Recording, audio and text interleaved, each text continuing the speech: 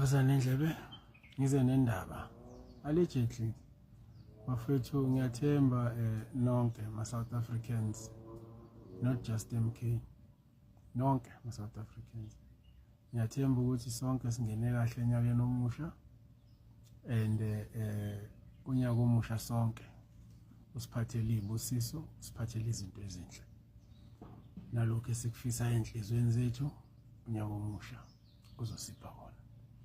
Bafethu, there's something that I always say, and I know most people from Wakoko, they hate me for that, and I don't care, because impilo zethu lezi, this is our country.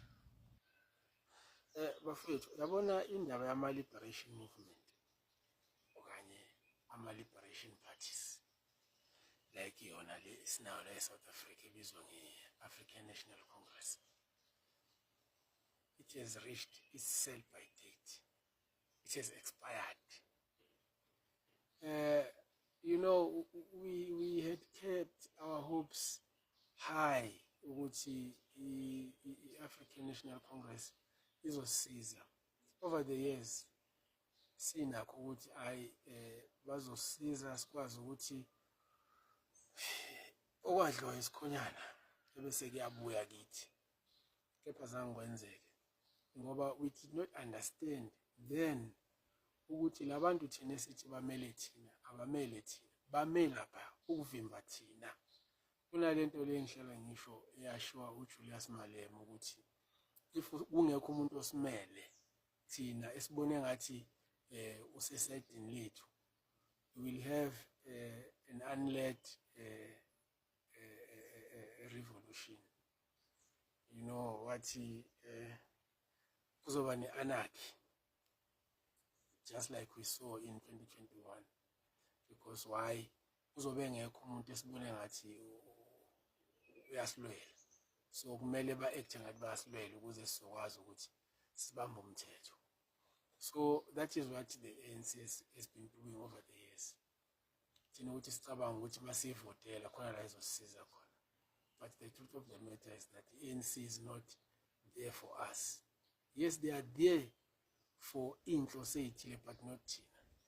So I always say this, and abantu bayangibhatela bayangithuka, but okusala kuyiqiniso ukuthi ANC iprotecte umbuso wabacindezeli njengoba ilapha. And anyone who's gonna come and try to be smart njengo MK bathi bafuna ukususa i-ANC ba-take over benze lezi zinto i-ANC ihluleka ukuzenza, i-ANC will come at them.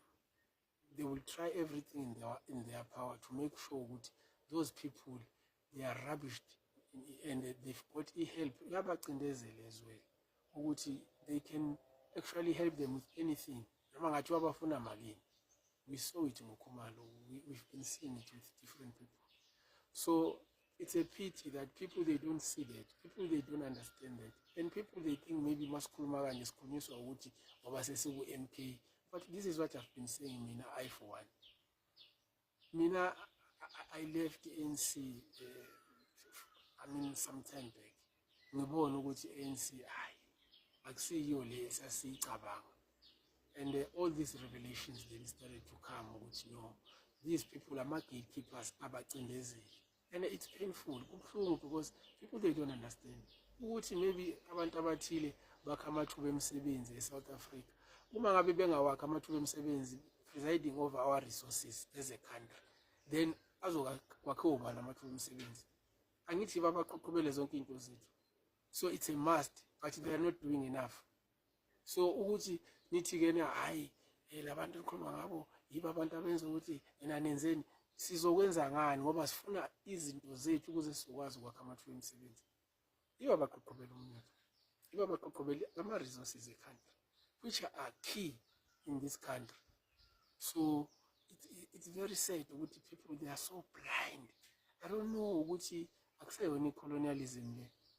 Sekukufa komqondo nje ukuthi umqondo wakho mawufile usukufile. Yabona lento yenziwa ANC ibuhlungu and they resist ukuthi kunoshintsho kumele lwenzeke manje khona thina edimini. They resist that. Ebafethu kufana nalezi zinto zo Uber no meter taxi. Meter taxi uzofika uchaze baba ngiya endaweni so kumele udirect wenze konke. They resist change. Ukuthi manje kune-Uber, i-Uber noma ngaze beyisimumu bayifika i-Uber izokupick up ivele ethi u-driver start the ride, imoto izohamba ilokhuzana i-GPS izomfaka wena la uyakhona. Noma ngaze kuthiwa isimumu, you don't need to explain, but ngapha kulokhuzana ku-meter taxi we need to tell him ukuthi uyaphi. It's a problem from there ukuthi uma ufika uthi ethi umuntu why urequesta la woza uzogibela kithi abantu abasebenza la, uyahamba uyogibela uzokubuza ukuthi uyaphi. Whereas uba awubuzwa ukuthi uyaphi. Abantu banjani ba-resist change. For instance, take for instance ilokhuzana imboni yamafoni. Samsung yathola kune-Nokia, i-Nokia Dominator. Ophethe iNokia uyingqongqo. Thina sasiphatha o-Alcatel nje kwakubonakala engathi hayi sabafana abancane. Kumele uphathe iNokia 5110, 3310 ukuze uzobonakala. Kwafika iSamsung yeza nama kwaze kwafika ama-smartphone. Wathi makufika ama-smartphone, iSamsung yalanda i-Android. Isebenzisa i-Android as i-system abayisebenzisayo. Android ithatha wonke ama-app and i-very user friendly. iNokia abayitshele bathi baba hayi Android yekela lento isenga ngasazi nale nto ababeyisebenzisa, whether was Symbian or what was that software that they were using, that system that they were using, and that system was not user friendly. Yakhumbula kungena iLumia bafethu, sasihlala ngeLumia sizwa negama lithi Lumia, sithanda le phone Lumia, but not user friendly. Ufake iNokia ufake ama-apps nini i-app ayisavumi nini kumele udelete lokho ihluphe. Why? Because the system ababeyisebenzisa was not accepting amalokhuzana ama-apps athize, iyasokolisa. It was not even user friendly. Samsung yaphusha njengoba ila iSamsung ikuphi iNokia namhlanje. Why? They refused change. Kanti mase kufika isikhathi se-change, you must accept and embrace change. That's what is needed in South Africa. We need to embrace change because thina sikakhululeki. Yebo bakhululekile laba abasiphethe bakwa-Green, bakhululekile. Niyababona nani impilo abayiphilayo, but thina sikakhululeki. So it's very sad ke ukuthi kunabantu bakithi thina abafana nathi abangakakhululeki, but abeza la bezosibuyisa thina for ukuthi sitshela abantu amaqiniso ukuthi ANC was captured way long ago. Kusekhona obaba Nelson Mandela, but the truth was never told. So you can see today ukuthi these ANC top brass are actually gatekeeping for white people that were oppressing us. Because abantu abamhlophe bafethu, you can be white, but it does not necessarily mean ukuthi you were an oppressor. There are those who are oppressors. Even today, there are those who are just there to make sure ukuthi umuntu omnyama akakhoni ukucompete la elokhuzaneni eSouth Africa economically. So those are the people we are talking about.